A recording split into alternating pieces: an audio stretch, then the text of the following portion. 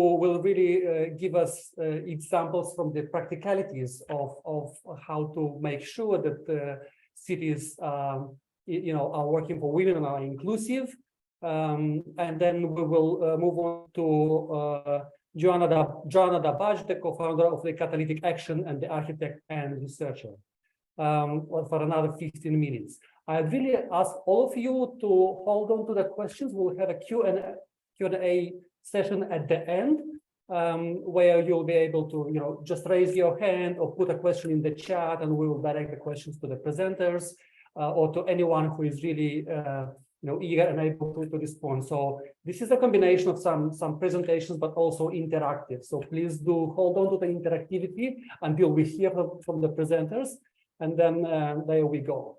So let me introduce you to Sara Candiracci first, who is the Associate Director in the Cities Planning and Design team based in Milano, and the Global Leader for Social Value and Equity at Arup. She's the Urban Planning and Development Expert, a social researcher with more than 2 decades of experience in designing and leading programs focused on more equitable, inclusive, healthy, and resilient cities. She has led the development of the publication Cities Alive, Designing Cities that Work for Women. And I understand, Sara, you'll be co-presenting with Kim Power, who is the Principal Urban Planner at Arup based in the UK. And over to you, Sara. Thank you very much, first of all, for inviting me, Kim, and Arup, of course, more broadly to this important talk. I'd like to also ask my colleagues to share the screen. Jess, I think because we have a presentation to take you through the application, because it's quite visual, it's quite important. And before I start, maybe it would be good to introduce also Kim, because we're going to introduce the publication together. So if you don't mind, Cornelio, to introduce also Kim, also because she's going to start with a Menti questions. Also, so I'd like everyone, if you can take out your mobile phone, or we will put in the chat a Mentimeter QR code and number. So yeah, if you don't mind to introduce also Kim. Absolutely. Thanks. Sara, thank you very much. So welcome, Kim, as well. So Kim Power is the Principal Urban Planner at Arup, based in the UK. She was the instigator of the Cities Alive, Designing Cities that Work for Women global project, and served as the project manager to lead a collaborative team from Arup, UNDP, and the University of Liverpool Research, together with Sara as project director. So as a chartered urban planner and project manager, Kim has over 10 years experience working on the regeneration of urban environments with a specific interest in creating inclusive cities. Kim and Sara, the floor is yours, please. Thank you. Jess, if we can flick through to the Menti, please. Great. So colleagues, friends on the call, as Sara said, if you use your mobile phone to scan the QR code, please. Alternatively, you can use the menti.com on your computer and put the code in. Really what we want to do at the start of this call is test people's understanding and experiences, and hopefully try and highlight how broad and different people's experiences of public spaces are, primarily based on the gender that they identify with. So the Menti will ask you 3 questions. Where do you live at the moment? Which gender do you most identify with? And which of the statements you most relate to? And the statements, I'll pull them up. We're really asking you about your experiences in cities. So you're going to be asked whether or not you consider how you use public transport after dark, if that's something that you bear in mind when you're traveling around a space. If you trust authorities to keep you safe, whether when you're out in places like parks and sports, whether you feel out of place, sorry, in places like public parks, doing sporting activities and exercises when out in the public realm. So please do click through and start sharing your experiences with us. And Jess, if you can share the results, we'll talk to them as they start hopefully flooding in, seeing as there's so many people on the call. Great. Great. So welcome to our one friend from Africa. But most of our colleagues today are here, and North America, hello, from Europe and Asia. So thank you for sharing that with us. Still some coming in. And our next slide, please. Here we go. So we've got the majority of people on the call, 57 of us are female, 58, we're still coming in. But very much welcome to our 10 men. Male allyship is hugely, hugely important in this topic. So we're very, very grateful that you have joined us today. Wonderful. And Jess, if we go to the next slide. Great. So our red dots here represent our women on the call, and our purple I think, dots represent our men. So we've asked you these statements and whether or not you relate most to them. And unsurprisingly, unfortunately, it's women that identify most with these topics.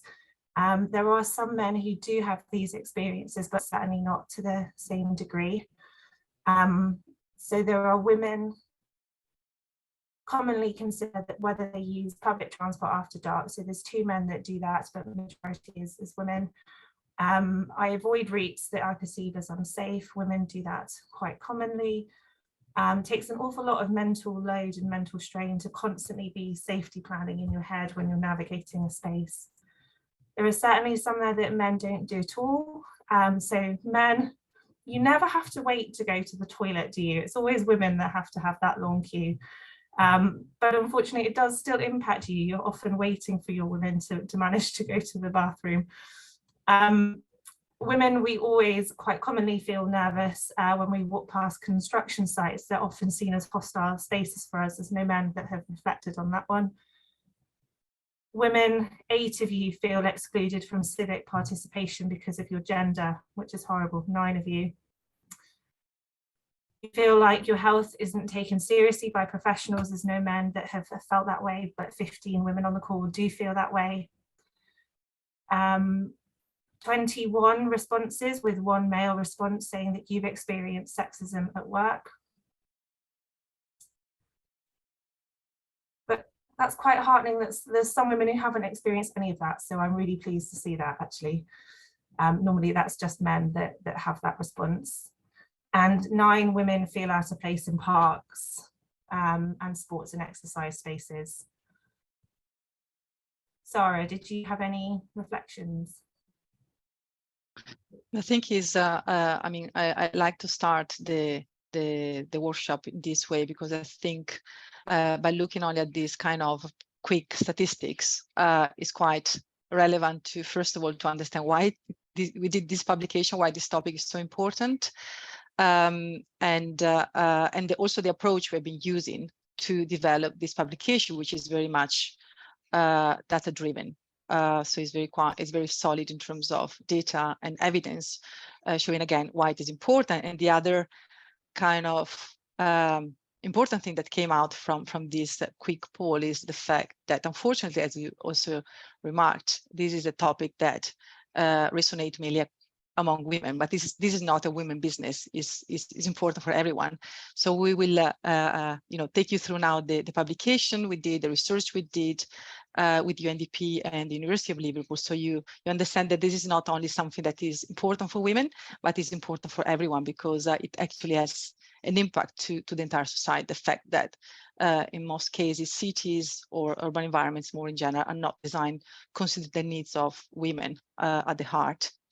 So maybe, if you agree, Kim, maybe we start with the presentation. So Jess, if you can please share the slide. Thanks. So why? I mean, I think as I just said, this kind of quick poll already gave us like an idea of the importance of this topic. But just to explain why we decided to develop this publication, because we know that across the globe, women of different ages, identities, socioeconomic conditions are all facing intersectional challenges and barriers, which include gender-based discrimination, inequality, violence, poverty, unpaid care work. There is also limited control over assets, and as you saw, also limited access to water sanitation facilities. So this is a global problem. And the publication has a lot of data and statistics, which are quite clear and are quite alarming. Major issues that we identify, and it's not a surprise, major issues about sexual harassment in the UK only. I mean, 97% of young women have experienced sexual harassment in public spaces. So this is, basically all young women in the UK have been experiencing this issue. Also, as we saw from this quick poll, there is lack of access to inclusive, suitable facilities and services, with 1/3 of women globally not having access to adequate water and sanitation facilities. Another key issue is that women are not well represented in key decision-making that affect their future. In fact, globally, only 29% of women are in decision-making positions. And men who take decision for women, in many cases, don't fully understand the diverse needs of women and the contribution they bring to society. And the key thing, as we saw also today, is that when there are like debates like this, where actually you have the opportunity to learn more about women, men don't participate because they think is not something important to them because they're not women, but they don't understand actually that this is creating problem also to them and to their families and to their daughters or mothers, whoever. So it's very important, the allyship, the involvement of men in these debates, in this discussion, and the allyship between men and women to make sure that they, even if, that they represent women in the right way when taking decisions. And the focus we decide to have for this publication is very much on the built environment. So what is the role of cities, of urban spaces in creating more inclusive, healthy spaces for women? And when we talk about women, we also have a intersectional approach. So when we talk about women, we consider all people who feel that they are women, so different ages, different gender identities, different sex identities, and also socioeconomic conditions. So what we saw is that the way many cities are designed are actually creating more gender inequality, more than what women are already facing. In fact, the women don't feel safe in cities, and cities fail to provide for the basic needs, and so they kind of restrict the socioeconomic opportunities. And as a result, millions of women are underserved by the urban environments where they live and work in. So that to consider that 50% of the world population is made up of women, so there is an urgent need to improve their safety, health and well-being, and the access to education and employment. Also, we know that when we design cities that work for women, we actually design cities that work for men, for children, for elderly people. Also, because there is data showing that when a woman is involved in decision-making and planning, this person always consider inclusivity into the design process. Next slide, please. So we know that there is a lot of literature in terms of challenges or barriers that women face, maybe not necessarily in cities, but more broadly. But we know that we wanted to give, as I said, like this, a look at this entry point, because most of women who live in cities, and cities have not been designed taking into account their needs. So we decided to partner with the UNDP and the University of Liverpool because we want to bring attention to different topics that are important for women. Because normally when we talk about women, there is always a focus on safety and security, which is extremely important, but there are other aspects that we need to take into account. And most importantly, we need to have like an integrated approach. So not looking only at women safety security, but all other aspects that are important when we design cities to address the specific needs.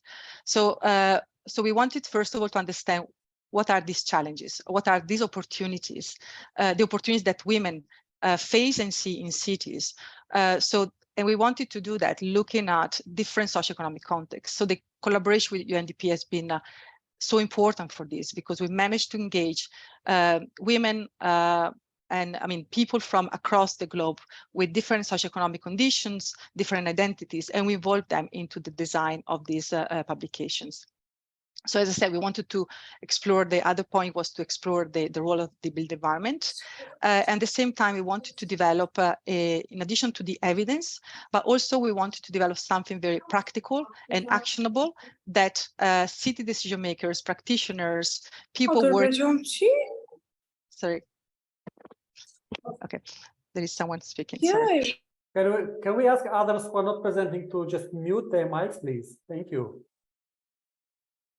Thanks.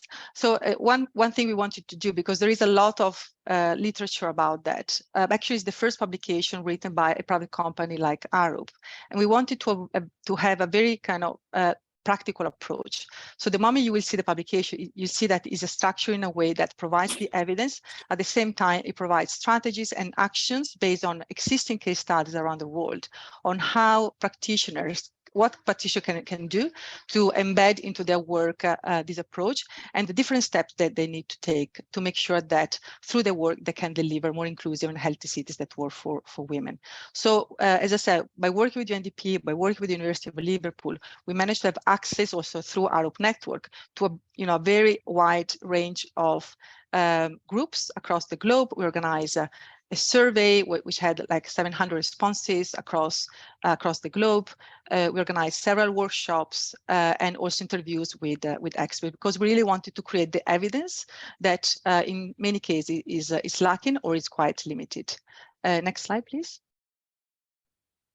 So based on the research we did, based on our research funded, we identified 4 key thematic areas or kind of entry points, which we need to take into account when we talk about women in cities and when we're trying to find solutions to address their needs. Safety, security, no surprise, because that's the main focus in the agenda when we talk about women. Justice and equity, also very important. Health and well-being, enrichment and fulfillment. So these are 3-4 themes that we use in the report to frame the challenges that women are facing in cities, and at the same time to present the strategies and the actions that we put together to guide how to design cities that work for women. As you will see also in the publication, in the report, each strategy is supported by case studies. Why we decided to do this? To be, as I said, to make it very practical, because there is a lot of work happening across the globe, which is very positive. So it's very important to make it available to get inspired, to follow the, to follow example, and to be upscaling and replicated, because in many cases, these are what we saw, that there are like small interventions that are done by small organizations, but in many cases, these are not done at scale. So the impact is quite limited in many cases. So we wanted to really bring to life the principle of the guide through practical example to inspire people and to show what actually can be done to create more inclusive cities for women. Next slide, please. So now I will take you through these 4 themes, showing you why they're important, what are the key challenges that women are, face in relation to these themes, and the strategies that we are proposing in the publication. Some of this, the strategy and some of the examples that we identify in the publication to get you inspired. Next slide, please. So safety security is extremely important for women quality of life. The experience of danger, or the feeling, the fear of danger in the built environment can create a lot of stress. And of course, physical stress and also mental stress, and usually impedes women's personal well-being. Next slide, please.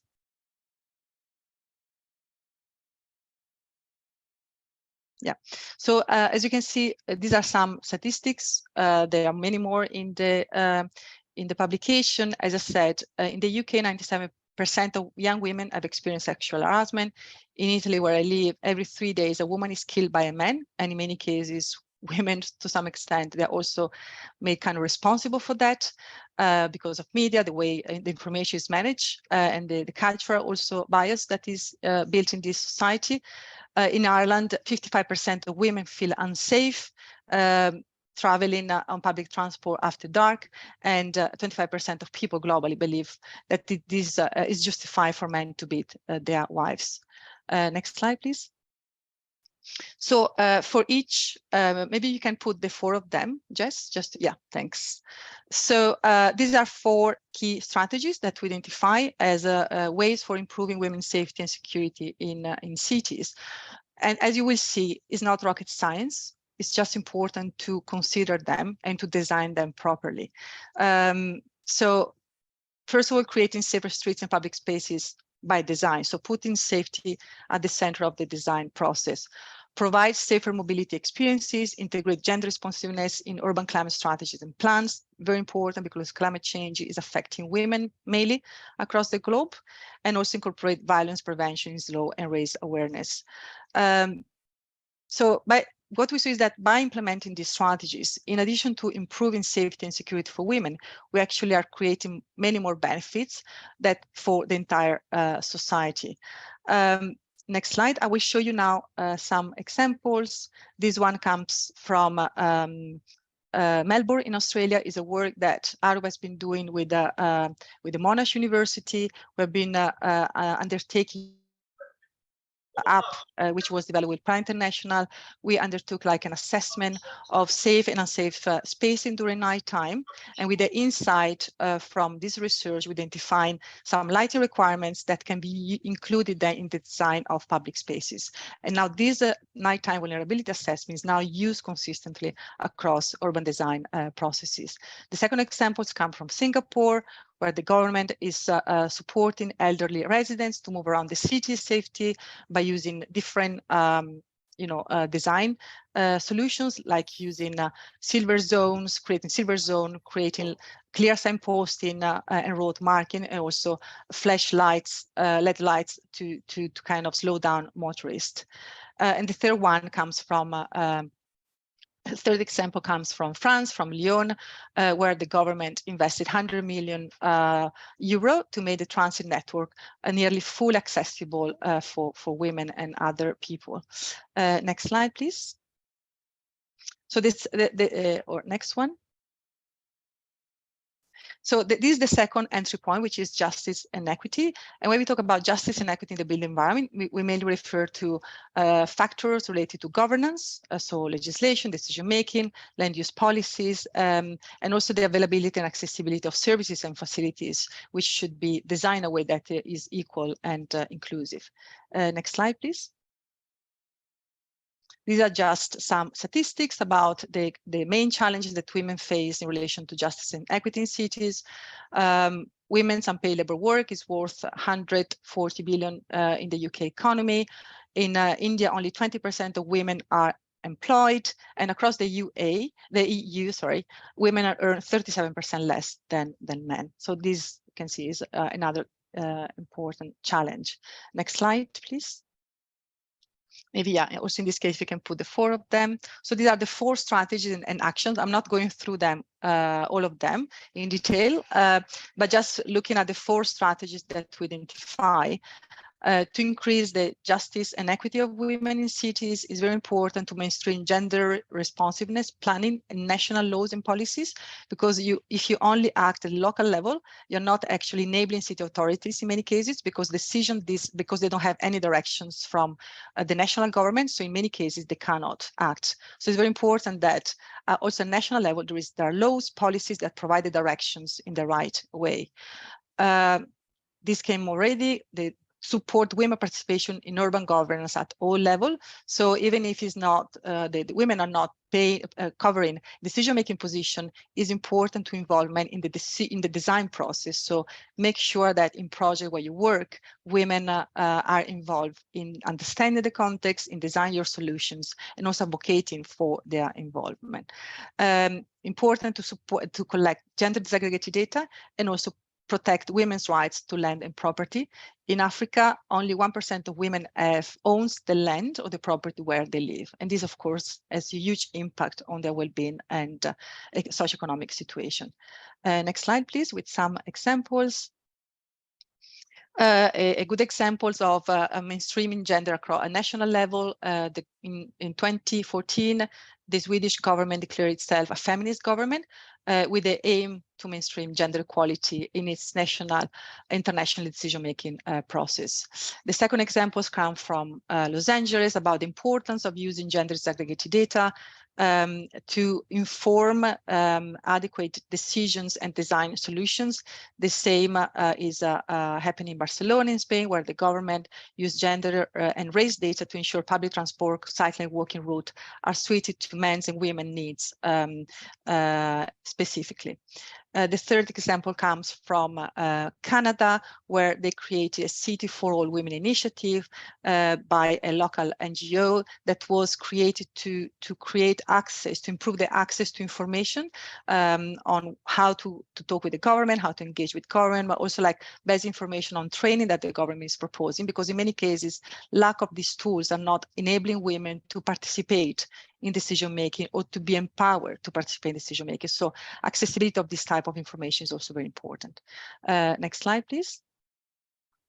Health and well-being. Yeah, extremely important, and the built environment can play an influential role in supporting it. It can provide women-specific needs relating to physical and mental stability, and also it can have a huge impact in enabling a mental, situation that is and physical situation that is healthy. Next slide. These are some examples of data. We already said that 1 in 3 women globally don't have access to high quality, inclusive, safe toilets. In the UK, 60% of women are not able to access healthcare services. And globally, women and girls have the responsibility of water collection in 8 out of 10 households. Also in this case, next slide, please. We identify 4 key strategies and possible actions to improve the health and well-being of women in cities. First of all, it's important, of course, to create inclusive, active, restorative public spaces in green areas. Connection with nature is so important, also not only for people, but also, of course, for climate resilience. Increase access to physical and mental health care and nutritional facilities. Enhance access to inclusive water, hygiene and sanitation facilities. And also, very important, create and provide accommodations and housing models that consider the needs of different gender and age groups. Next slide, please. First example comes from on how to improve the health and well-being of women. The first examples come from the Penn State University in Pennsylvania, where they created lactation for breastfeeding stations across the campus so that they can feel safe, comfortable to use them. The second examples come from Japan, where unfortunately women are most likely to commit suicide using the railway network more than men, and they use blue lighting in 11 train stations to enable a calming effect, and this as a result has decreased by 84% suicides by all gender between 2000 and 2010, compared to other stations which don't have blue lighting. And I like this example, not of course it's the dramatic example, but I like this example because it shows that by adding a small design solutions like using a blue lighting actually can have a huge impact on not only women but on all people level of stress that or situation that can lead them to commit suicide. I think the last examples is a co-housing space that was created in London, looking at women of different identities. In fact, we know that older lesbian co-housing, basically the older lesbian co-housing is a collective of diverse lesbian women, which are age 50 plus, and they are working to create an intersectional approach to residential accommodation, because many cases lesbian women, they don't have kids when they're old, so they're facing more loneliness, they have different needs than non-lesbian women, and so it's very important to design housing solutions and also elderly housing solution to tackle their needs. Next slide, please. Enrichment and fulfillment. So this is, I think this topic is quite important, but in many cases is overlooked because the way we design our cities actually affect as an impact on the way we experience and the built environment, and they can create we can create built environment that has like a narrative that support the narrative of women in cities, that tell a story to promote and empower women in cities. But what we see, like in that in many cases, cities are not promoting this narrative. For instance, as you will see in the next slide, with some statistics, only 2 to 3% of statues across the world represent women. The rest of the statues, monuments, public squares, they are named after a man or an historic moment or animals. And this, I think, is quite important because, as you will see in some of the an example I will show you right now, the narrative we tell it through our cities actually is a powerful way to create awareness about women conditions in cities, and also for women to feel that they belong to that city, and so that they feel empowered. So in the next slide, there are the 4 strategies that we identify to create an environment where women feel more enriched and fulfilled. First of all, it's important to provide accessible and inclusive workspaces and schools. Design also looking at the needs of women. It's important to design for diverse and flexible use of public spaces. Intergenerational spaces are very important, and provide safe and inclusive leisure and cultural spaces that to enable women to have access to learn opportunities, and at the same time use the built environment to uplift women and recognize their history and their stories. Next slide with some examples. The first one is about a toolkit that was developed in the US, particularly for promoting gender inclusion in the construction site. The world of construction is very much male dominated, and in many cases construction sites are not designed considering needs of women. There are not enough toilets, the clothes, the boots are not adequate for them, they're too big. So this is a nice example how to create awareness at the same time to make sure that these design solutions are taken into account in construction sites. The second examples come from the US, where they created, linked to how to uplift the narrative around women in cities. They created this green space designed exactly to raise awareness and to also pay respect to victims of domestic abuse. So it uses memorial artworks to provide moments of also to teach about the topic, to create awareness about the topic, and to reflect. And the last example is the well-known 50-minute cities approach, which is extremely important for women, because in many cases women are also the caregivers. They take also, in addition to work, also the responsibility to care of the children if they have children, and in many cases they have to go and collect them from school or go and do then shopping.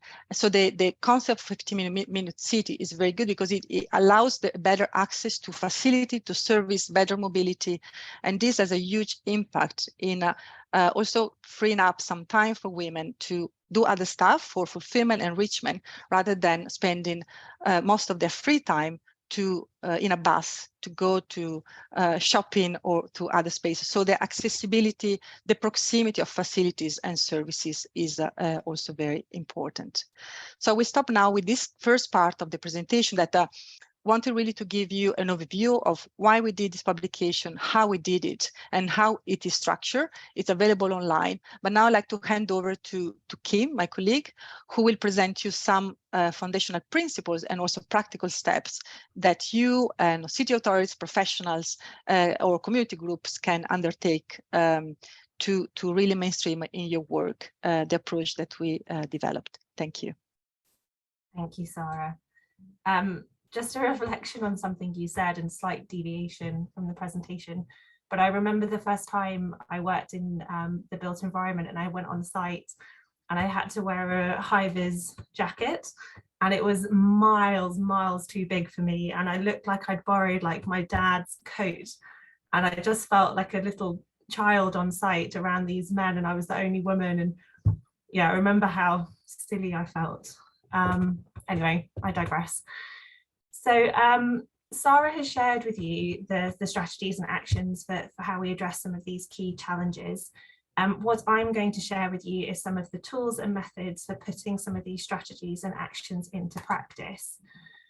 And what's really important, and what we've learned throughout this research, is that really only an integrated and gender responsive and participatory approach to city making can hope to tackle the breadth and depth of the challenges that women face globally.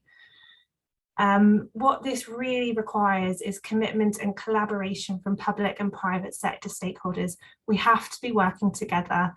We need to remove discipline silos and to jointly develop well-crafted and context-relevant physical interventions, as well as governance, social and behaviour change programmes and activities. Siloed thinking is incredibly damaging, and the failure to adopt an integrated approach to working just won't deliver equity. And what's actually worse is that it can risk exacerbating some of the problems that we face. We all just need to work together. Our publication suggests 2 key methodologies that we've developed for addressing gender inequity in cities. Next slide, please, Jess. Thank you. So the 2 methodologies are the Gender Responsive Project Foundations and the Gender Responsive Project Roadmap. So we'll talk through these now. Thanks, Jess. So I'm just going to move my notes out of the way. What we've got here is 12 foundations, and we're really hoping that all of you as diverse stakeholders will start adopting these within your work. So the way you use this is looking at the key on the left-hand side, find which icon you most relate to through your work.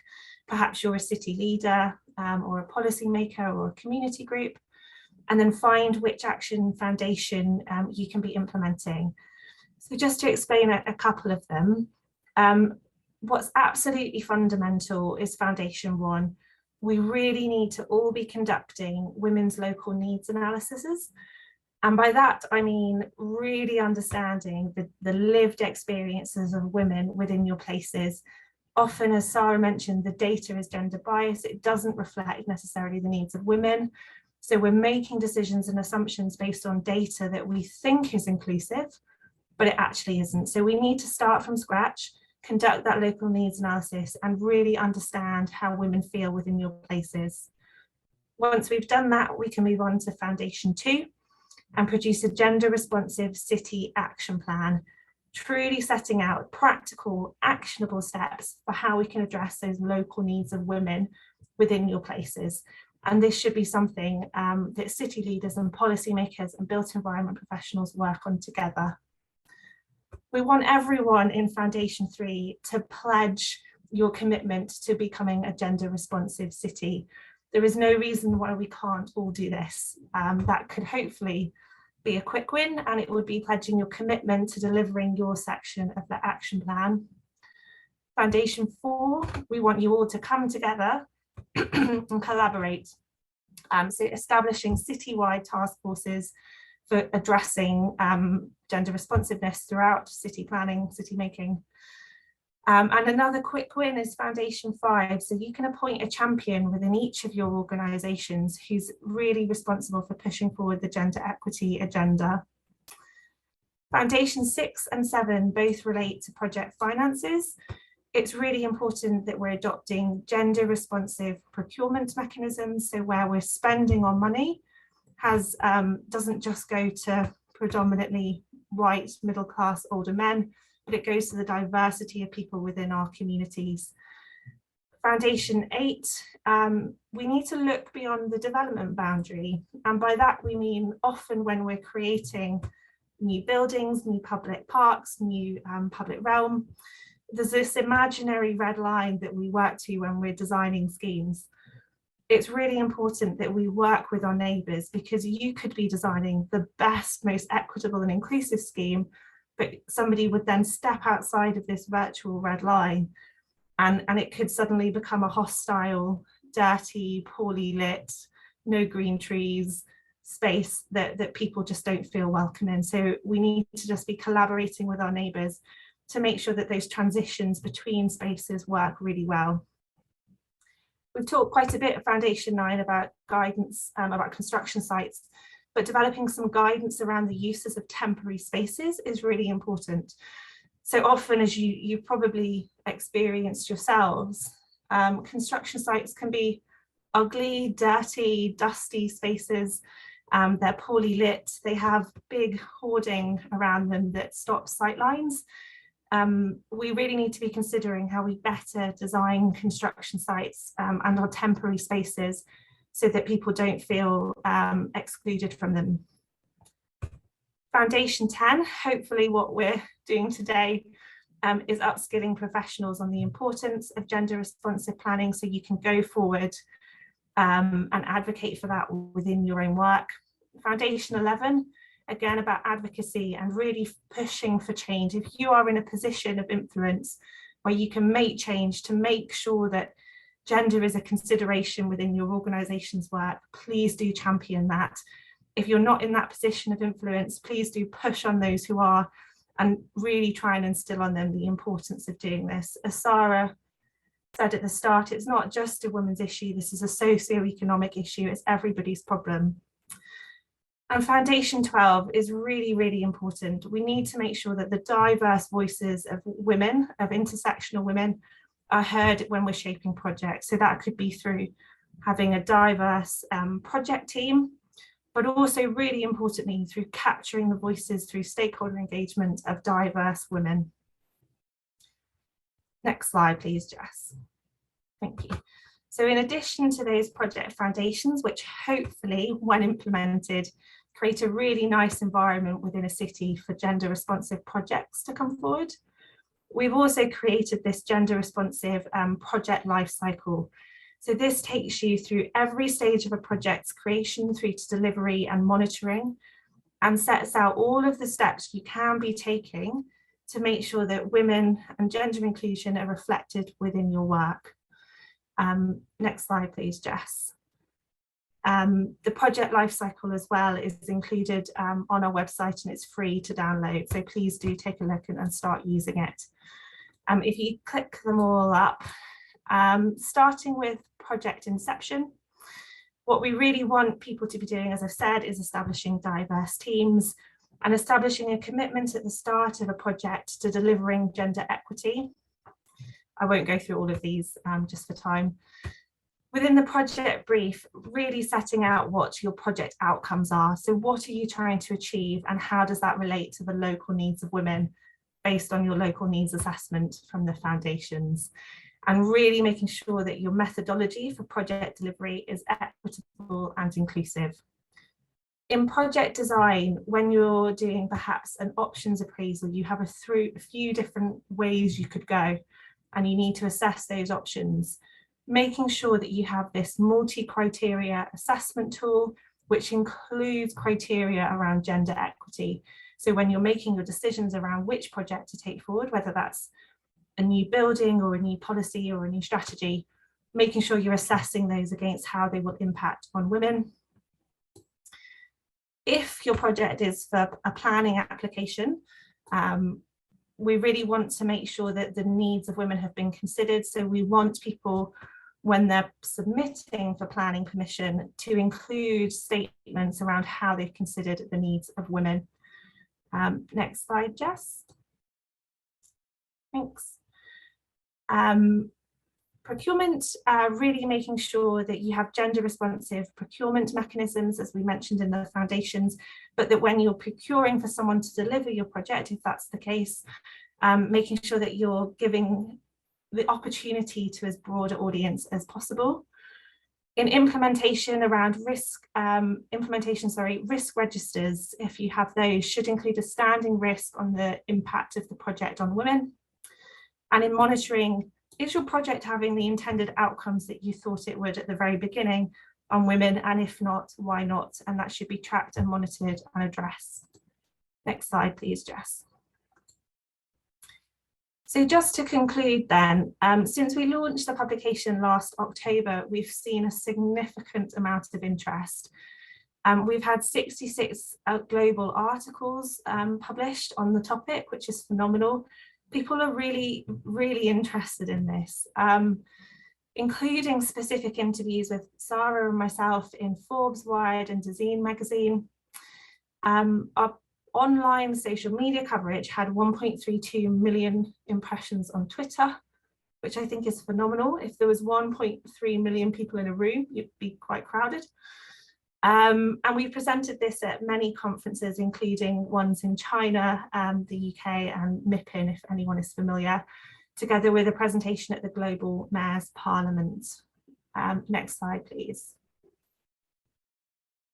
So what we want is for you to join us on this agenda. We really want you to work with us to create change.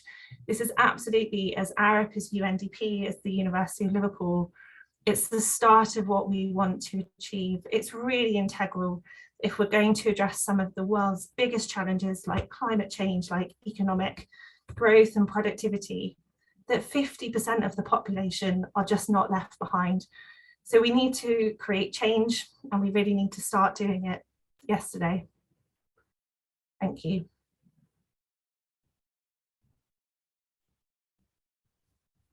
Thank you very much, Kim, and thanks a lot, Sara, for this wonderful presentation. I think you've already generated a lot of interest. I was following the chat, and I can see people are asking for sharing the presentation and also the report. And I think this is really, is a great reading, and I look forward for that to understand, a collective approach to how to make cities really work for women and be safe. And I also take note of what you, Sara, mentioned, is that we should go really beyond safety and security for women and talk about the participation and leadership and how the ideas generation is widening when women take part in the process. We will now move on from the so-called theory aspect of the current talk to the practicalities. And I'm really, really happy to welcome Donjeta Sahatçiu, the Deputy Mayor of Pristina municipality from Kosovo. She is the first woman Deputy Mayor of Pristina, covering women's empowerment, green and digital agenda, education, youth, public service, culture, and social welfare. I wonder if a man would be in that position, would he be given all of these responsibilities, Donjeta? But also like to mention that Donjeta is a former tech CEO, has a profound understanding of how technology and digital solution can transform the way organizations work in providing better services. Donjeta is a member of Kosovo Women in STEM Network and a digital transformation certified expert. So welcome to a different expertise as well. And also has been chairing the Kosovo ICT association called STIC during the last 5 years. Donjeta, really welcome to this discussion, and the floor is yours. We would like to hear on the practicality side of it. Thank you. Thank you. Thank you for having me. This is such a pleasure to share some of the examples we have here in our lovely Pristina in Kosovo. But also I wanted to thank Sara and Kim for a very comprehensive and resourceful presentation. I think you've kind of set the ground and a very good introduction and a basis to the examples I'm going to go through, but also I know that the other presenter after me will obviously share some of the examples based on exactly what you said. I follow the whole presentation, and I'm very happy that what I've prepared here to share with you briefly is in complete line with also the poll we just did, which was very interesting, and thank you for engaging us in that way. As it was said, I am the first woman deputy mayor. I would have preferred not to be the first one. Now I know that. But definitely now what I understand from being and having the representation is that, and now I understand why a lot of things in Pristina weren't done with the lens of gender equality, but also not only for women. And what I want to say about this is that every single time I talk about including women in design, in planning and implementation, and then for a better result at the end in the city that is touchable and people can connect and interact with it, not only women benefit from that. By targeting that lens through a women's perspective, we also improve public spaces for children And we also include improve public spaces for families. So it goes beyond women. And this is something I find very important to mention, because every single time we speak about and we talk about these events and we mention like having gender inclusive and doing things for women, we get these comments saying that why do we need these for women? This is very feminist. Not everything has to be for women. So I wanted to start with this because also one of the examples, or maybe not one, but all of the examples I've mentioned go beyond that just women. And I wanted to just mention that as a starter. We can go next slide, please. So one of the first projects or examples I'm going to share is so you can see in the photo here is a neighborhood we have in Pristina. So for you that you don't know, Pristina is the capital city of Kosovo. We're part of Europe geographically. And we have less than 300K residents. But because we're a capital city, we're also a gravita of the administration, public, but also all the bigger companies are here. So we have a huge traffic of people coming in and working all day and also using public spaces and public services that we offer as a city council. This is one of the oldest neighborhoods we have. It's called Bloku Ne, which is first block. And it's a very interesting project. And we are working in it now for the past year also with UNDP, which I would like to thank them. And it's an interesting project because it has some green spaces within, as you can see in the picture, but they are not accessible by everyone, first and foremost. Second, there's a kindergarten nearby because there's a lot of new families living in it. And there's a playground with children. But at the same time, because it is one of the oldest neighborhoods, we have a very old also residents and population living in the same block, in the same neighborhood. So we have this always this conflict between generations. So we have older people living there since the beginning, like more than 50 years. They want to live in their apartments. They don't want to sell out. They want to stay there until they leave this world. And at the same time, we have new families that have, with generations have gone on and they have children. So we have this playground, which a lot of older people, population, residents do not want the playground near to the entrance of the buildings. At the same time, we have mothers and children complaining that they don't have enough space, nor to wait for children when they go into the kindergarten or to just entertain their children and their families. At the same time, it's as you can see, it is a neighborhood that has direct access to main streets with huge traffic in and out. There's no bus that goes on the left and the right hand of it, but on the bottom half, yes. So this is also another thing that's not accessible by women. As we know by facts, women mostly use buses and public transportation. They don't own that much of cars. So we need to also improve that. We took this example as urban regeneration of this mid-century urban block to first create more open spaces, but also to use the neighbors themselves to co-create and co-design the whole process so that we get the feedback from them. Next slide. It's, I believe, a photo of one of the events we hold in the neighborhood inside. These are the residents of that neighborhood that took part of this process. So we made a lot of mappings and a lot of plans. We put them inside the neighborhood, and we wanted to talk with the neighbors and have their feedback on whatever everything that we're planning to do, and also try to balance their needs. Next slide is, I believe, the next project or an example I wanted to show. Okay, we have two other maps. So this is in maps type of event so that you can have a better understanding of this view. So what we have here addressed is lighting. You mentioned lighting or poor lighting as one of the safety or security issues that we have for women that do not feel safe wandering around a neighborhood. Then there's a water tap, which is a public water tap, Then we have bins. Right now, we are redesigning the whole number of bins available within the neighborhood because we believe there's not sufficient, but we have also to change the type of bins. For now, we have two main garbage bins, waste bins, which are almost all the time overly full.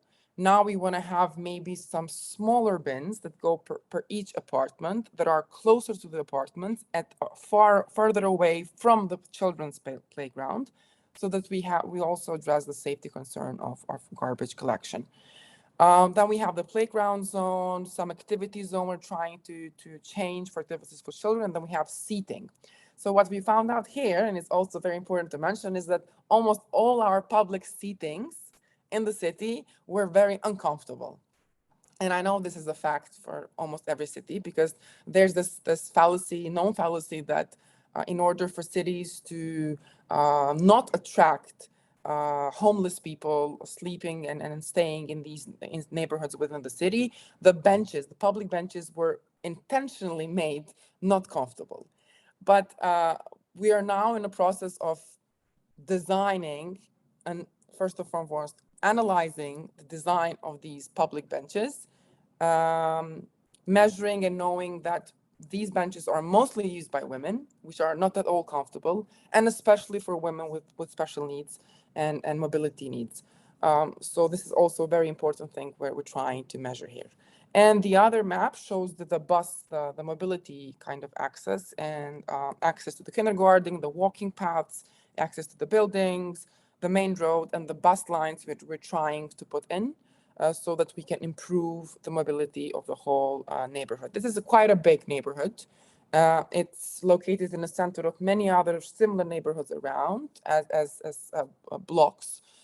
So I think if we target this and by end of the year and finish it with all these principles of gender inclusive designs and safer, I think we'll be using the same prototype for other neighborhoods around. Next, I have a very fun and very exciting project also for myself. I'm currently enrolled in the Urban 95 London School of Economics Academy that helps us design cities for children and understand the needs of children and mothers and everyone that have to use the public spaces. So what you see in the first picture, this is our pilot project called Streets for Kids. If you can Google the Street for Kids with Urban 95, you will find a lot of similar projects all around the world. This was our first pilot project. Now we have design and plans for another 10 schools within the city. The idea of this project is to improve the safety and also bring back the public space that is in front of the school to the neighborhoods, but also to parents and caregivers that spend time there, sending the children to school or waiting for the children to come out of school. The first picture is the school and the entry of the school, which is all cars. We are one of the cultures that we love our cars and we like to see our cars everywhere we go. We need to park them very close by. And it's some of the mindsets we're trying to change in the city of Pristina. The second slide just is indication of some data. So as Kim, I suppose, mentioned, the whole process and the mapping that starts with the inception, the brief, design, the planning, procurement, implementation, and measuring. We've gone through all of that. I was happy to see the way that you've done it and you've used as a guideline. So we've gone door by door, asking not just students and children and parents and educators that work in the school, but also everybody living around the school, because it's quite a dense population, a dense neighborhood, to see that 66% of students that live nearby go to school by foot. So the speed that the cars use through is 45 kilometers per hour. 60 from 70 individuals don't like to stand in this road. So they use this road as fast as possible because it's very hectic, it's very dense. You have cars all over the place, people going through cars. So people don't enjoy this kind of space. So with all of these data and much more, we made a decision of closing the streets in front of the school so that we create a open public space where children, we have seats and we have some children activities and benches and some artwork and some paintings and everything that the school kids are interacting with the space every day. And in this case, cars cannot go through that way. So we've improved safety for everybody that's going by foot. But at the same time, we're trying to use lollipop men, which are our policemen, all the policemen that have worked as policemen in beforehand. We are including them and engaging them to help students, children pass through close by intersecting streets so that they can go safely to the school. So the reason this was a big success and at the end, because at the beginning, and I should mention this because every single time we talk about participation, I should say that one of our challenges is including women and all of these public discussions we do, whether on-site, off-site, everywhere we design them. We have very low participation of women and parents. And in the beginning, obviously, the one participated in this inception phase, in the design phase, were neighbors that really wanted to have the street for cars and pass through because they wanted to park their car next to their buildings. But of course, as decision makers, and this is the benefit of having representation in decision-making processes, but not only in our executive, say as a deputy mayor, but also in our main departments, urban planning, Department of Parks, Department of Public Services, have as much women and parents that they can have this lens every single time we discuss something and it can help us. So we went from having a very bad experience from our first public discussion in the neighborhood to a very successful and very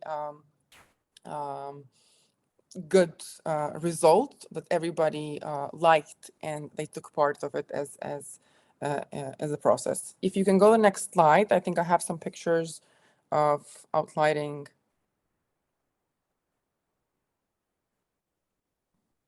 Next slide, please. Okay, perfect. So here we have shots, a slide before this. Great, thank you. So the first picture on the left upper hand, it's a photo of our public discussion. So most of the women here participating are from the school, which were already on board with the project, but the rest of the people that took part in, and this is just a glimpse, we had 4 other rooms with people, were neighbors that were really upset of us changing this and doing this when we notified this change. Of course, using an interactive, we had the Google Maps and we wanted people to pin some activities and to include them in this co-creation and design process so that it's inclusive of everyone. This is, at the end, the result. So when we opened and we launched this new space, we had children playing and children using the spaces.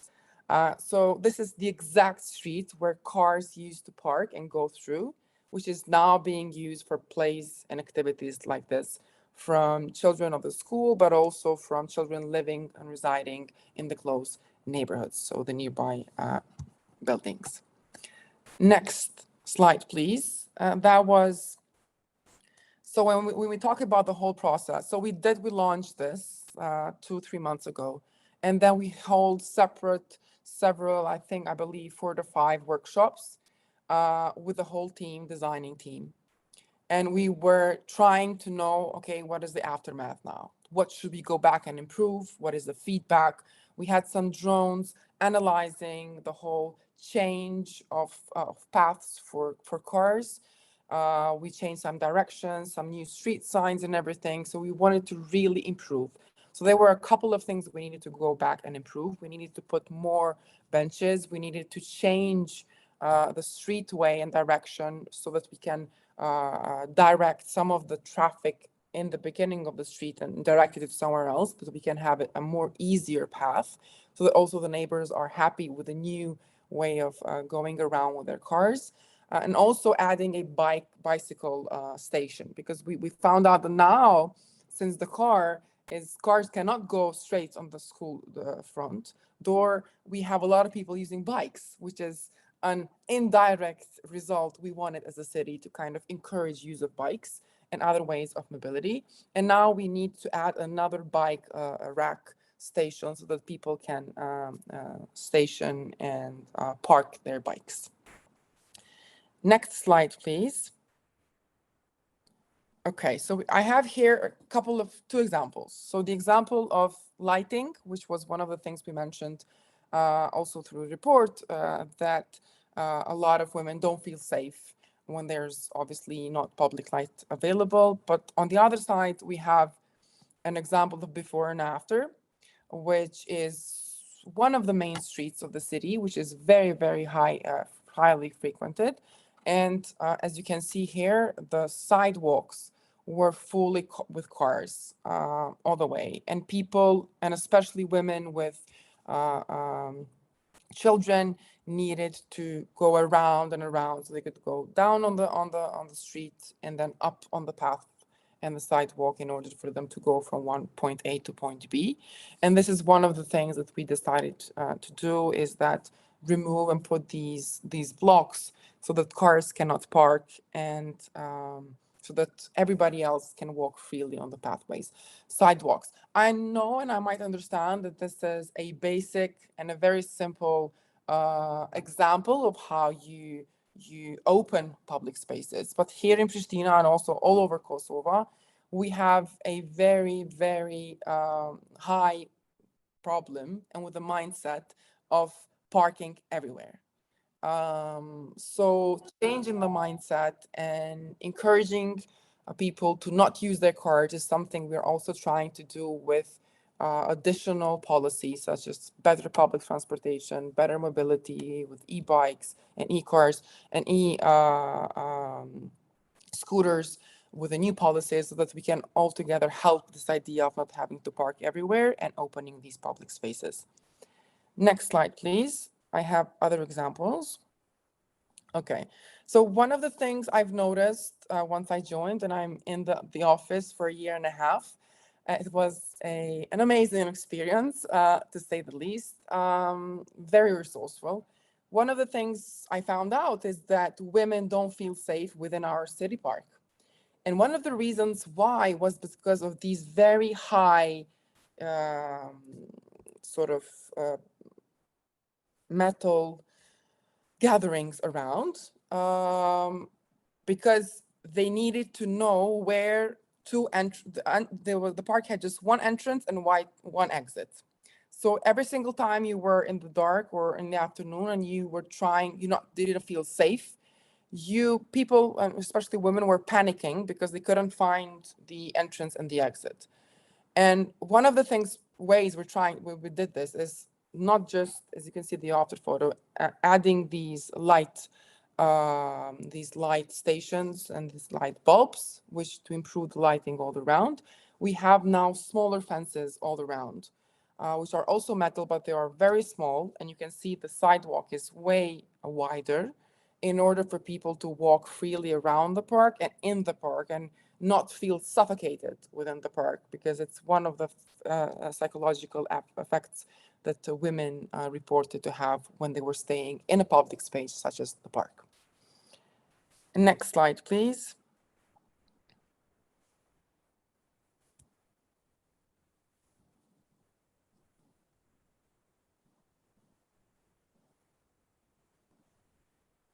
If we can go to the next slide.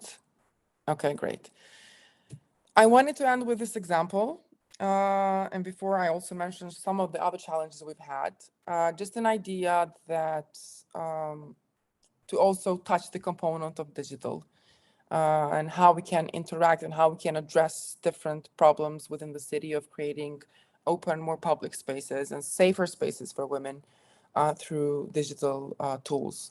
This is one of the examples. So there's an app that has been done and designed by our very vocal civil organizations and tech startups in Pristina, designing an app that women all around, whenever they feel not safe, they can report that they're not feeling safe, which is data that we use as a city in order to go and analyze the whole environment, because you can pick in the map and say, I'm in this place and this, I don't feel safe. You can choose from a drop down the reasons why I don't feel safe, if you have been harassed and any other things, so we can go and intervene. But also another aspect of it that we're trying to do now in the next version, and we organize a hackathon along with UNDP, is to have a direct link to reporting directly to the police. So if in some case you feel harassed or you have experienced any safety concern, that you can directly through the app connect with a specific line and department in the police department and get help when needed. Not only the digital aspect of it, so this is an app that you can download, but we're trying also to put these red buttons in parks and other public spaces that women, when not feeling safe, can push them. And this will also create awareness. That's what we're doing as a city in order to create safety. Now, all of the examples I've mentioned are related to safety, are related to public services, concrete examples of public services that you can do. One of the things I would like to mention before I end is the lack of participation of women in our budgeting process. We are right now, this is the week of working with having these plenary sessions with citizens and organizations and have their feedback for our budget for 2024. And I will say again and again, I'm very disappointed with the number of women we're having. And I understand that we need to make these meetings maybe, we've changed the schedule from last year, we've changed the venue from last year, we've tried to go closer to where the women are so that they can contribute and have also an online version of them contributing. But still, I think the mindset is not going in these sessions, not taking part and not giving a say. And the reason why I mentioned the budgeting is because I think everything starts from there.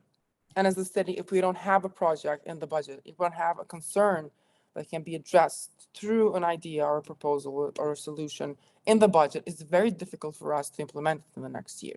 So that is why we're trying to make this whole campaign of including more women and also youth, not just women, in our budgetary sessions, so that we can have not only a gender responsive budgeting process throughout the way, but also a budget that is representative of our needs, because not only men and the people that take part in these budgetary sessions understand what the needs of the whole community are. Of course, we as an administration have our priorities and our plans and agendas, but yet again, we want everybody else to kind of contribute and help us direct the funding where it should be directed.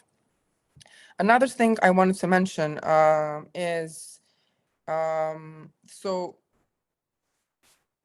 in everything we talk about safety, I want to mention this, maybe we won't have an agreement on this, but I wanted to mention this because I believe that what I've seen over the year and a half, not only in Pristina, Kosovo, but also in Tirana and also in other places I visited and learned and read a lot, is that there's a potential fallacy of us creating these gender-inclusive cities. And when we assume that the experiences and the needs of all women are the same. So there's one end is trying to increase the number of women participating, but that, again, we cannot say that if we tackle one group of women, that we are inclusive of all women needs. And what I'm very concerned about every single time we do this, and I'm very alarmed every single time we meet with the team and everything, is that do not homogenize women's priorities. Let us just have these different groups from different backgrounds and different needs, because we cannot address all the needs of women if we tackle them only as one group, because their needs are not the same, even if we go by gender, and also men have different needs within their gender. So also another thing we have to be careful every single time, and it's a challenge, is that we sometimes overemphasize safety at the expense of other needs. And I found myself and the team doing this in one of our examples and projects, and we learned quite a lot from that, is that while safety is an important consideration, obviously, for everything we're doing, but it's not the solely priority of women's safety need. Because I found that once we were working with improving safety, we sometimes almost limited the freedom and their mobility within a specific area. So we have to be very careful if not to overemphasize safety. And the last thing I wanted to mention in terms of addressing all these gender inclusive cities and everything, and especially for me as a woman and being on top of agenda for everything about women, and the role that I have for now is that we should not ignore our systemic barriers. Because sometimes, even if we have all the best public services and ideas and projects, and we include everyone, and we have this co-creation processes and design, we sometimes ignore our mentality and systematic barriers, and we focus solely on the behavior and the choices of our individuals, but not the inequalities that complement what's happening around. And I think that one of the examples of this is once we did the new regulation for taxis within the city, I found out that we don't have any women taxi drivers, and then the whole regulation was very not gender balanced in that sense. But on the other hand, we have statistics that tell that women don't feel safe maybe moving in taxis with a male taxi driver, and that, as you know, the trend of having these mobile apps and ordering your own taxi, women might prefer to choose a taxi driver that is a female, so a woman taxi driver. So what we did so while we were working on the infrastructure of streets and working on the new policy for taxi drivers and how they move around the city with these new changes of public spaces, at the same time, part of the regulation, new policy was encouraging women to become taxi drivers if they have a car within some specifics. So that is very, very free. It's very easy to kind of get, and it's completely free of charge for the first year and a half. And then, of course, with subsidies, so that we can encourage women that maybe are stay-at-home moms. They have their children all day in school. They can get a car within some specifics, and then can go out and get some income, which helps also in this socioeconomic level we need to take part in every single time we design these gender inclusive cities. Donjeta, thank you very much. Thank you very, very much for this, comprehensive presentation. And I even broke my facilitator's rule of letting you speak over time because it was so interesting. And I know you have much more to add to this, but I can't help myself just to say, wow, and it's amazing, have a rhetorical question. Is this all done only in 1 year and a half? I think that's also adding to what does it mean to have, a gender inclusive approach when you have a mayor, a deputy mayor, a woman, is that you really, go way beyond of what the normal situation would look at. And I think there is, I don't see any topic that you didn't cover in this last 1 year and a half. So this is really amazing. Thank you very much. Unfortunately, the time is really pressuring us, colleagues, and we need to move on. And the next speaker is Joana Dabaj, the co-founder of CatalyticAction, architect and researcher. Joana is part of the CatalyticAction, that is a charity that uses design and architecture to empower vulnerable children, youth in their communities. She holds a Master of Science in Building and Urban Design in Development from the Development Planning Unit at the Bartlett University College London, and a Bachelor of Architecture from the American University of Beirut. Joana is an architect and a researcher whose recent work revolves around working closely with displaced and host communities in Lebanon to co-design inclusive research and build interventions, including participatory design, citizen science-led research, advocacy, and community-engaged construction. But we would like to hear from you, Joana. So the floor is yours. We do have 15 minutes for this presentation, and after that, we'll open it for the question and answers, and hopefully everyone will stay on for that one. Thank you. All right, thank you so much. Thanks for inviting me to share our work in relation to creating gender inclusive cities. Thank you, Sara, Kim, and Donjeta for the wonderful presentations.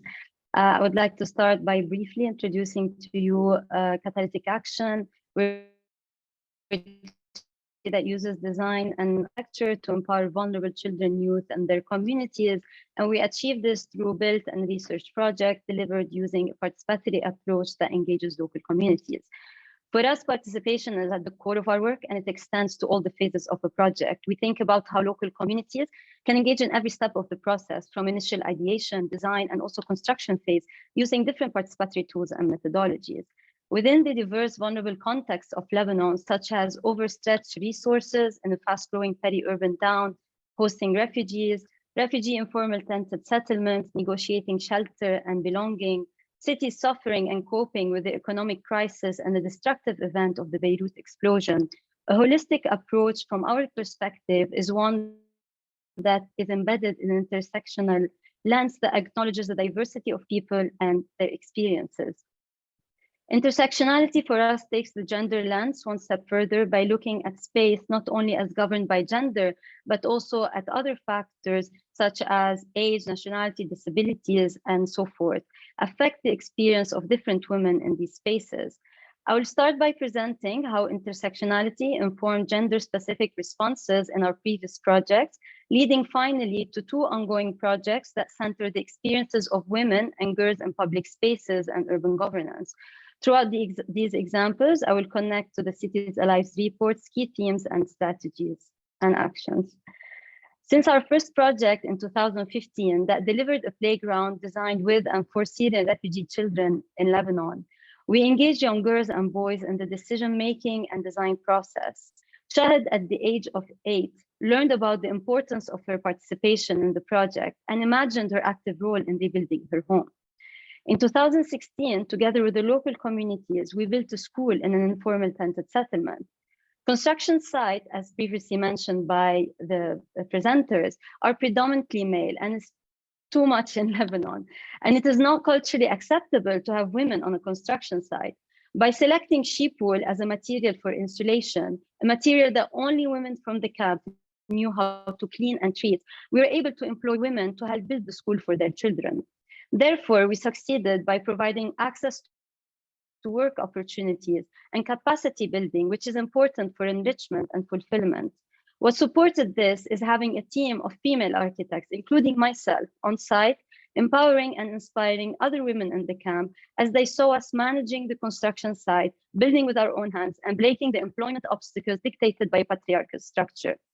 In our most recent work, we focus on creating inclusive and active public spaces for safer, more secure, and healthier experiences for everyone, including women. Co-designed public spaces have the potential to generate multiple positive impacts on societies, including enhancing social cohesion, inclusion, and equity.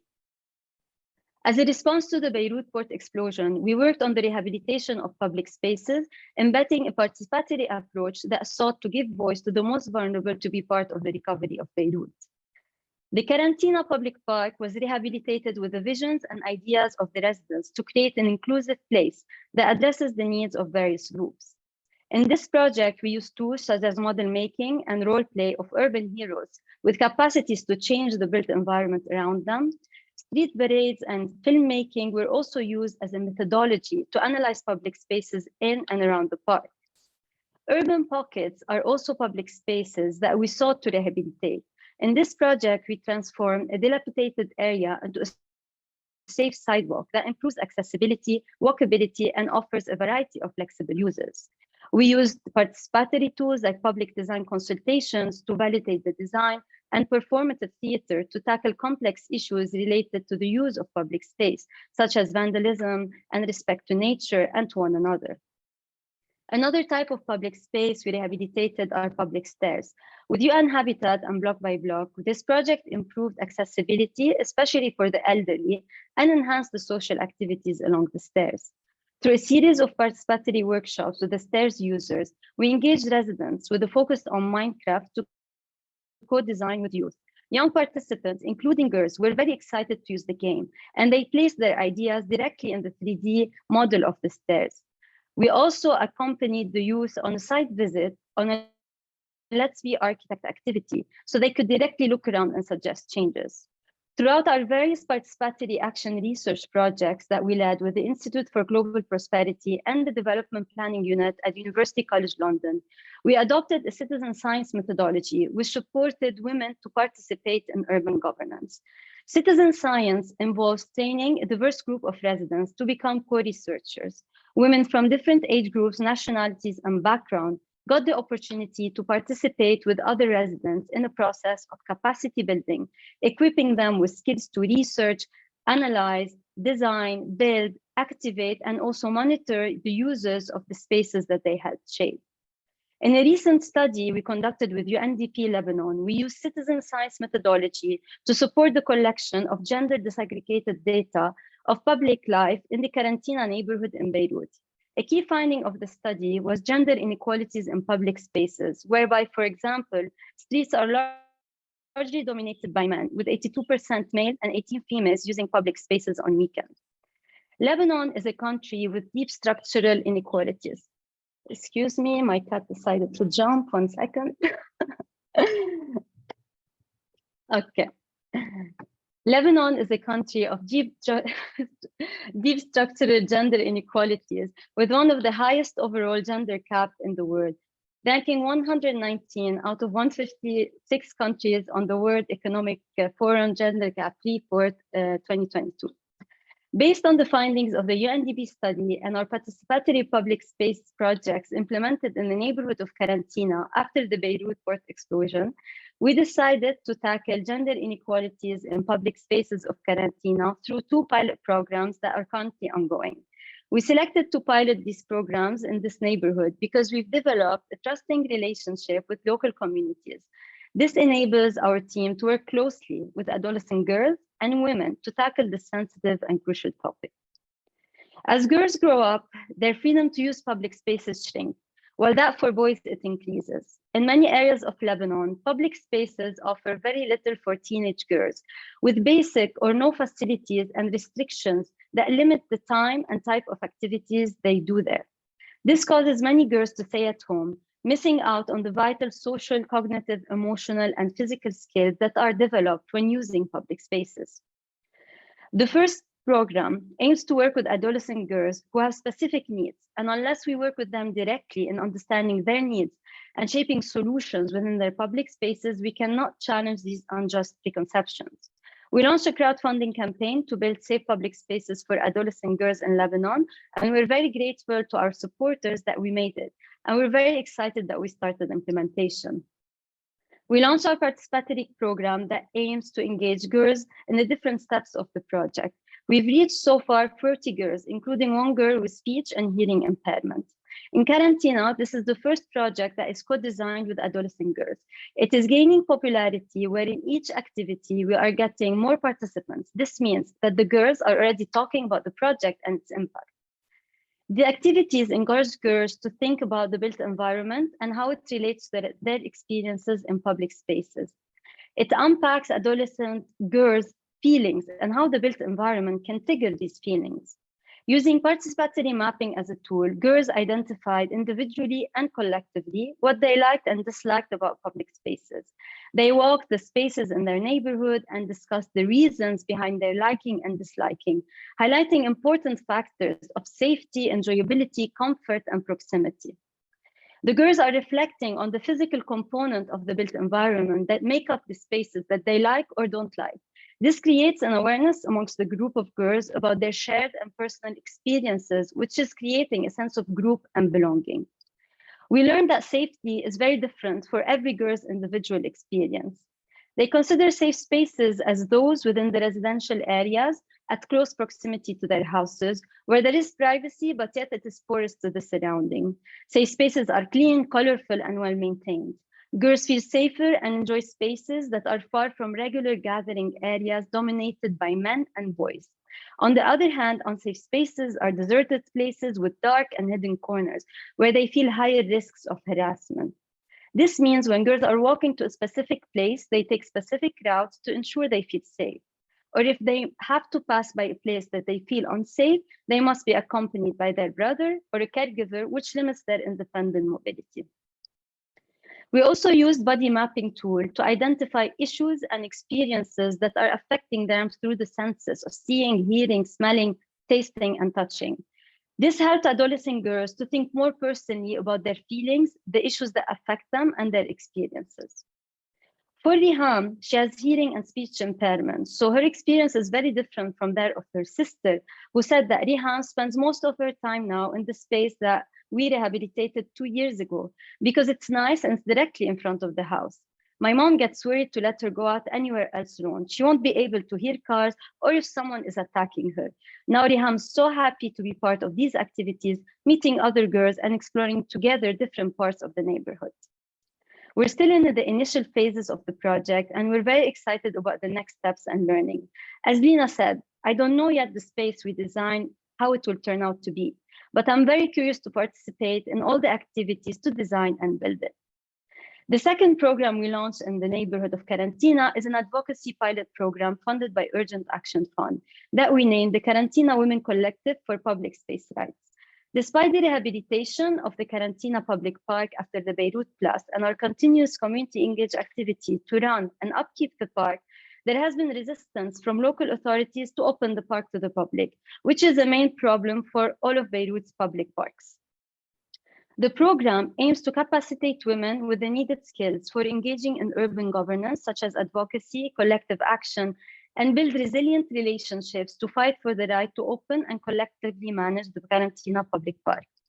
Starting from sharing their favorite memories of the park, women reflected on the importance of public park for themselves and their communities. We've been engaging with women in capacity building workshops, which covered various topics such as public space, women's right to the city, challenges and opportunities in public spaces, conflict resolution, park management roles and responsibility. Women express how this program is reminding them of their important role to play. Women co-designed their own sustainability action plan to activate the Karantina Park. To achieve that, a condensed 3 days co-design workshop was conducted. Day 1 focused on building trust with diverse community members and co-creating a safe space in the park. Day 2 focused on strategic planning, moving from the formation and structure of the Women Collective to the actions and timeline to implement a successful plan to open and manage the park. And Day 3 focused on team building, which also included creating a name for the collective, My Happiness in My Park, and a logo. The Women Collective planned their first event to open the park to the public. Each followed the role they agreed to take. They prepared various activities in the park and led the management of the park for the day. They had the creative idea to have a shelling peas station, which is considered a social event for them. They made use of the day to encourage more women to join their collective and practically test on the ground what they learned in the workshops. The collective will be meeting the governor of Beirut soon to introduce their team and share their plans so they can officially proceed with their activities to improve their well-being and the well-being of their communities. The first event was very successful. Women felt empowered. Atiya said, "Today was amazing. It gave me a morale boost. For the first time, I felt important. I can play an active role in my community, and I'm very thankful for this opportunity." We're looking forward to learning more from the Women's Collective and very excited to see them grow. Thank you so much for listening to me. And if you'd like to learn more about our work, please feel free to check our website, follow us on social media, or drop me an email. Thank you. Thank you very much, Joana, for this presentation. And I think you were conscious of the time, and you really tried to squeeze everything in. But it's really interesting, and I could just grab one main idea is that really, participation was key in this process, and how young women and girls, where I mentioned that regardless of the result, they really wanted to be part of it and to contribute to the future of their future, but also the future of their peers. With many thanks to Sara, Kim, Donjeta, and and Joana, I would like to now open our question and answer session. Because I think there must be, a lot of questions. At least I have a number in my mind. But I would like to ask everyone who is online to perhaps raise your hand, and we'll ask you to unmute and ask your question. And if you have a specific speaker that you'd like to attend to your question, or if not, then that's fine. We'll see whoever would like to respond.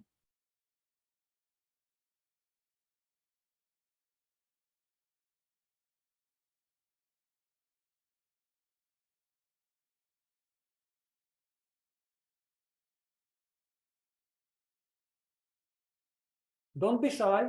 Any question is a good question.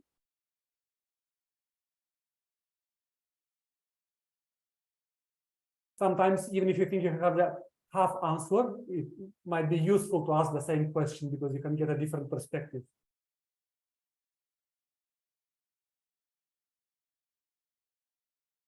Darini, please unmute yourself. Hi, I do have one. I think it's very interesting to have how theory and practice can echo each other, and I think it was great. I think my main question would be about the challenges, because we had a lot of success stories. We saw a bit of things. So in terms of challenges, would you have, maybe it's more a question for Joana and Donjeta, when you implement things, did you have any challenge that was very difficult to overcome, and how did you overcome them?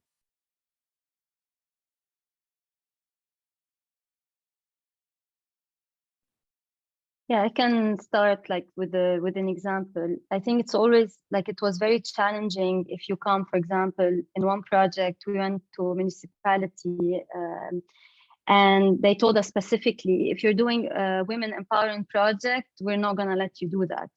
But then we're like, the project was also following a citizen science methodology where also the citizen scientists were women, the people leading the site were women. We engaged many women in the community. It ended up all about women empowerment. But this rejection of municipalities against like women empowerment, I think they feel it, especially in the context of Lebanon, a bit of a threat rather than an opportunity to improve cities and seeing the importance of having cities that are actually designed by and with women, and where women get the opportunity to participate. So I think it's about breaking these mentality and breaking these preconceived ideas around women's participation. And the way we try to overcome it is with transparent communication with the different key stakeholders and engaging them throughout the different phases of the project, and always trying to improve and push for better. Maybe Donjeta. Yes, thank you. I tried to mention some of the challenges we've gone through. So apart from the public, the participation rate, which is quite low in these public discussions we make or our budgetary plenary sessions, I believe that also the challenge is having not enough women working in the city. We, of course, have women working now a bit more than the last time in our urban planning departments, in our departments of public spaces and parks and public services. But yet again, decision-making, both heads of departments are men. And I think if we want to design things for women, they also have to be by women in terms of having more women part of these groups that make them. The challenge we also have is also the mindset. I tried to explain through several examples that we have a mindset that is very big on cars, so using cars everywhere, parking everywhere, not allowing public spaces to be open for everyone. And I think every single policy we're trying to kind of put out there a new, maybe new ways of finding solutions for very specific and simple, I shall say, city problems. Then you always have the group of people that will not be okay with it and will resist to that change and will use any sort of tool or power they have in order to not allow that new project to happen. But I think in time, and that is the role of administrations in cities, basically it is to try, and maybe even if you don't have everybody's go ahead green light in projects, you have to start from somewhere. You have to make some pilot projects in order for people to believe that this can happen, to experience a new way of living within their neighborhoods and public spaces, and maybe then that will also change, which is the case of the 3 examples I tried to show. Okay. Thank you, Joana. Thank you, Donjeta. This is really great. I see someone on the UNDP regional hub. I can't see in the video who exactly is. I have a small video here. But over to you for your question, please. Hi, Cornelio. Hi, everybody. Thank you for great presentations. I learned so much. I'm Leyla Sadiku. I am team leader of innovation for Europe and Central Asia. I am actually from Pristina. So it's great to hear about everything that's going on. I have a question for everybody here, just in terms of what have you learned about engagement with men that has worked in terms of making these spaces more accessible, safer, better for women and others, as Donjeta said very eloquently.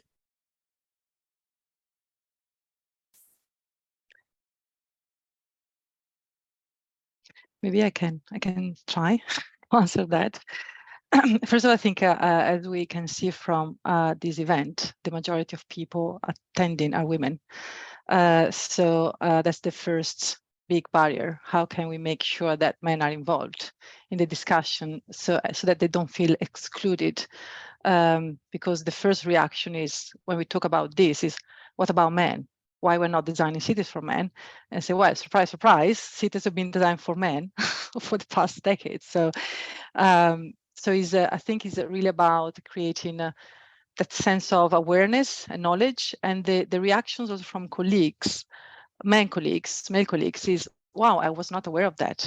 That's why we started this workshop with the very kind of quick question statistics, because if you don't experience like the sense of fear in city, and you don't have like or you don't have like a daughter or a wife, or you cannot empathize to some extent. So as a man looking at those data, you can say, wow, I never thought about that actually, why it's happening. Or like men complaining, why are you so, why are you so slow when you go to the toilet, public toilet? Well, there is a reason for that.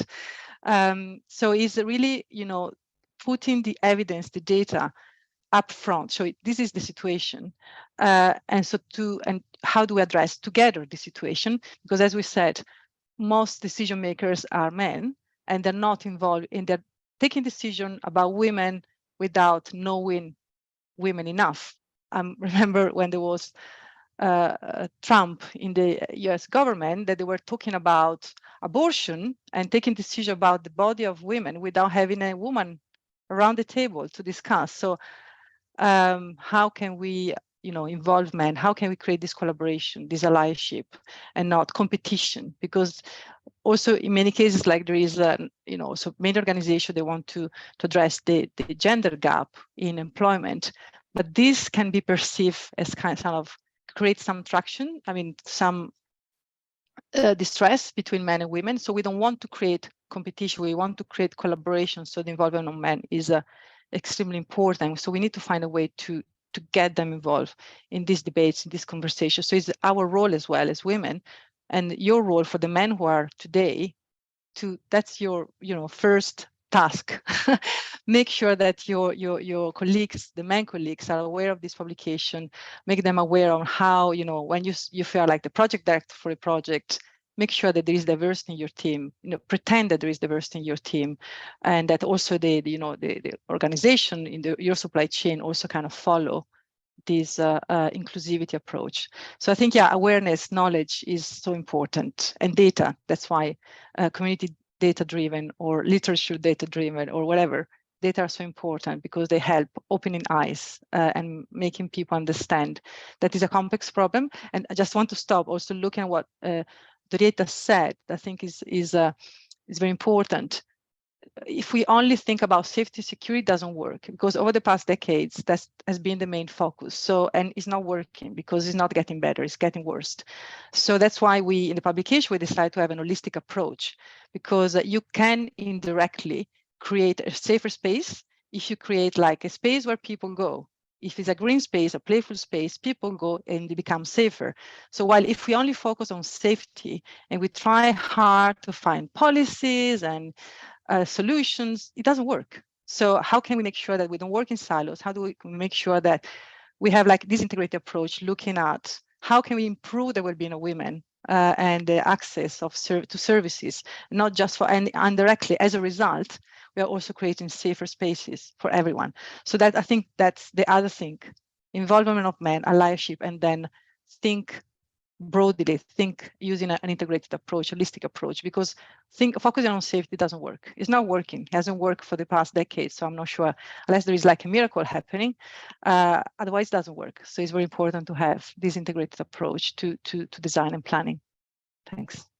Thank you very much, Sara and Leila, for your question. I think that relates also to empathy, right?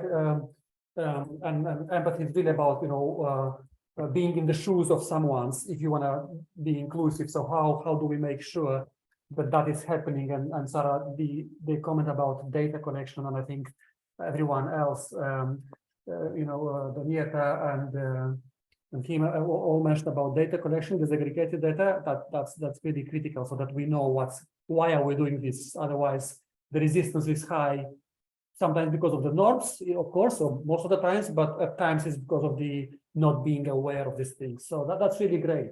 I see Ronica has her hand raised up. Ronica, over to you. Hi, yeah, thank you. So I have a question which might not have a straightforward answer. It's sort of like a thought-provoking question. But a lot of times when you talk about gender inclusive cities, and a lot of examples shared today were specific to certain spaces, urban areas, acting at area level planning or local level planning, and we are talking about micro scale. But my question is, when we want to design gender inclusive cities, and if we want to look at it from the policy perspective at a city level, say when we talk about master plans and city guidelines, what are some of the ways or policy measures which you think are relevant that go beyond economic empowerment, mobility, and access to places?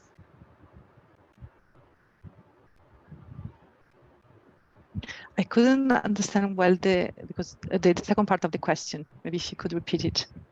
Sorry, yeah. I'm here. Am I audible clearly now? Monica, if you come closer to the mic, maybe it was a little hard to hear your question. Sorry. Is this audible? Yeah. So my Now, question was that, like a lot of times when we talk about gender inclusive cities, we look at urban spaces, public spaces, gardens, and smaller areas or micro scale. My question is, when we look at it from a city planning perspective at a larger scale, talking about master plans and policy guidelines, what are some of the policy measures, according to you, which are essential for gender inclusive cities and that go beyond mobility or access to places or economic empowerment? So what are some of the ideas for gender inclusive planning that go beyond these three topics which are most commonly talked about?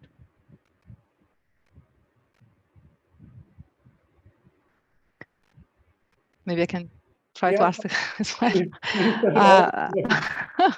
But yeah, because that's quite a I think from my experience, I think what is normally lacking in the chain of, you know, construction, from master planning to construction, what the gap is mainly in procurement. Because you can develop the best master plan, the best inclusive building, but then you procure it to maybe a company that is not like-minded, that it doesn't have in place any inclusive policies, and it ends up being the same building as usual. So that gap of procurement, I think, is very important. The way you design the procurement documents, the way you select the construction company, and to make sure that there is diversity, that there are like some policies in place to really address the some of the values or the principles that you identify in your work, and so yeah, so I think that's gap is still to be filled. As Arup, we have been doing quite a lot of work in Peru, for instance, and we develop a JESI, gender equality and social inclusion strategy, and we work across the supply chain, also developing procurement documents with the government, and trying to really make sure that also the construction companies were really selected and empowered to then implement up to the end, up to the handover of the construction, the principles that you design. So that maybe is something that sometimes we overlook as planners. We design beautiful buildings, beautiful master plans, and then we feel that our role is over. Now it's someone else who has to take this. So we're trying to make sure to work with the right institutions to really cover the full supply chain of the project. I see that as kind of a gap that is there. Yeah, but my colleagues, Joana, Kim, and Donjeta. Yeah, if I can build on that and possibly slightly not answer your question, but I think there's only so much change we can make through a physical space, through creating a nice environment. Ultimately, people use that space, and people's biases, behaviors will impact on how different people are treated. And I think in parallel to what we can do as built environment professionals, our education systems really need to be addressing equity and inequality. And to Donjeta's point, civic participation, we should be teaching that to our young people throughout universities so that everyone, including women, feels empowered to have a voice in civic decision making. And just to share a statistic, in the UK, I think by the age of 3 years old, girls think they can't do science, STEM subjects. By the age of 3, we've already impacted on their future. So education systems and behaviour change in parallel with those built environment systems are just really important from my perspective. Thank you very much, Sara and Kim, and I hope this really answers Monica, that, basically what I gather is it's really a comprehensive approach, not just in design, but from the design to implementation. But also, Kim, what you're mentioning is this should be part of a broader inclusiveness and gender equality agenda, not just on urban. It should be part of a educational system and tackling the social norms. So I think all are connected.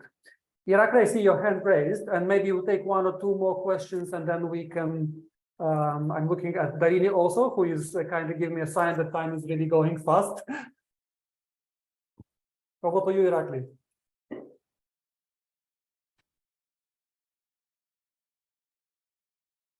დიდი მადლობა ყველას მოგესალმები ქუთაისიდან, საქართველო, ქუთაისის მუნიციპალიტეტის მერია. ძალიან მოხარული ვარ, რომ მომეწე შესაძლებლობა და დღეს ძალიან საინტერესო და მრავალი ინფორმაციით ატვირთული პრეზენტაციები მოვისმინე. ჩვენთვის გარკვეულჭრილში სიახლეა. მე უბრალოდ შეიძლება კონკრეტული კითხვა ამ კონდეს კონკრეტული question. But I just want to say that City Hall of Kutaisi in its decision making on daily basis uses the instruments which enable us to hear voices of different groups. We make decisions in participatory manner.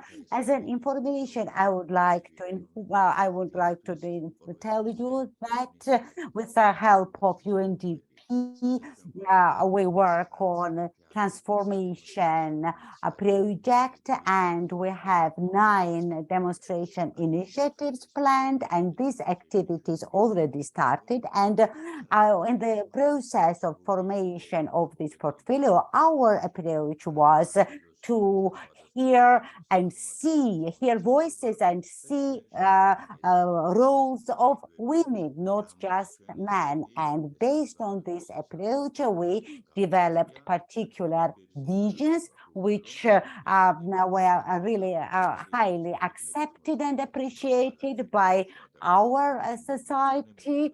And for example, when we work on introduction of green mobility instruments, or energy efficiency, or some renewable energy actions, we in all areas engage women and do our best to empower women, and we develop the instruments which ensure equal access and equal benefit for all groups living in our city. I can tell you that we have really good practice in our city. We have a multi-sectoral public groups in which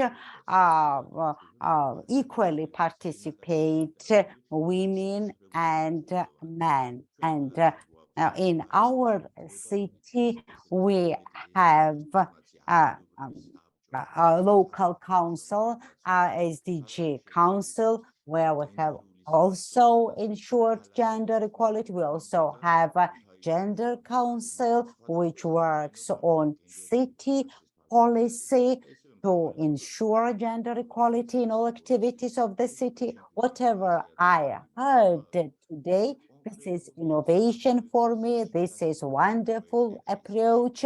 Now I understand that even in infrastructural projects also we can take into envisage these initiatives, and in designing level we can engage women as well, because also in our city, mostly in construction and developing companies, mostly men are engaged. But now we understand that by all means we need to engage women to achieve inclusive results.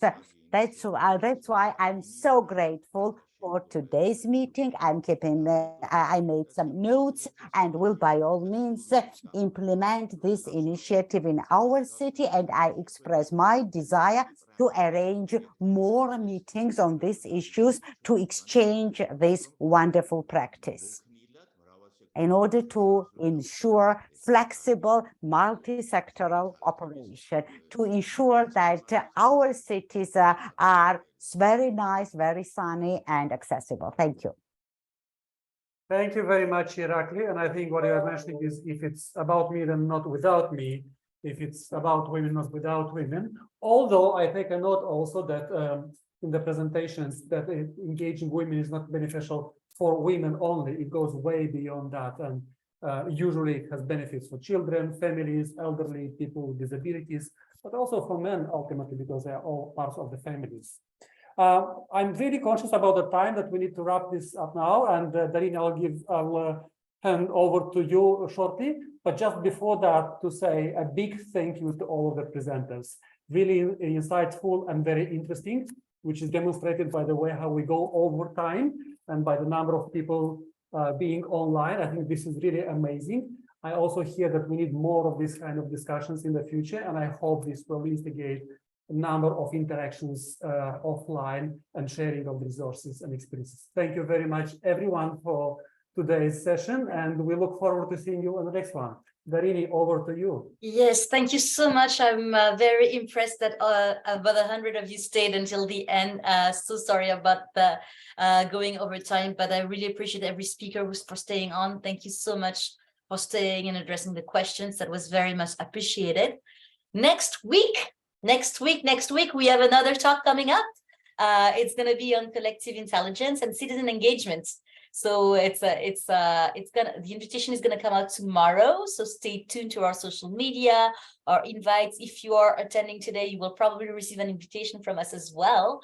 So we will share the recording of this talk along with a summary, and we will hope to see you there as well. So we are doing a series of 3 talks for this summer, and feel free to join. Thank you very much, everyone. Thank you very much. Bye-bye. Bye. Have a great day. Thank you. Bye-bye. Muito bem, muito.